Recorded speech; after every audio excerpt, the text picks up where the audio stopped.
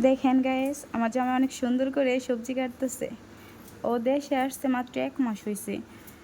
আমার সব কাজে ও হেল্প করে, অনেক সুন্দর করে সবজি কাটতে পারে। এজন্য আমাকে প্রতিদিন সবজি কাইটা দেয়। করলা করলা কিন্তু চিকন করে কাটবা, তুমি যে মোটা মোটা করে কাটতেছ এগুলো আবার বাঁচতে পারবো না, আরো চিকন করো। হইতেছে,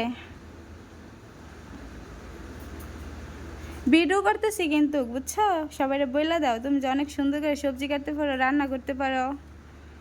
আমাকে ও রান্না করে খাওয়ায়, তারপর সবজি কাটা দেয়, সব কাজেই হেল্প করে, কারণ ও আমাকে অনেক লাভ করে।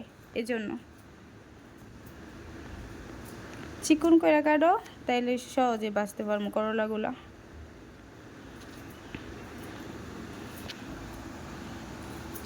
কার কার জামাই এরকম হেল্প করে কমেন্টের মাধ্যমে বলে যান। আমার জামাই আমাকে অনেক কেয়ার করে, অনেক লাভ করে, এই জন্য আমাকে সব কাজে হেল্প করে। এটা কি নষ্ট?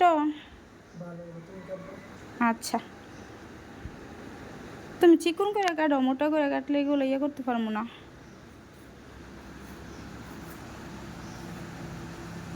ওই যে ওইখানে আমার ছেলে মোবাইল নিয়ে খুব ব্যস্ত আছে। মোবাইল ছাড়াও চোখে কিছুই দেখে না, মোবাইল দিয়ে রাখলে সারাদিন ঘরে বসে থাকে।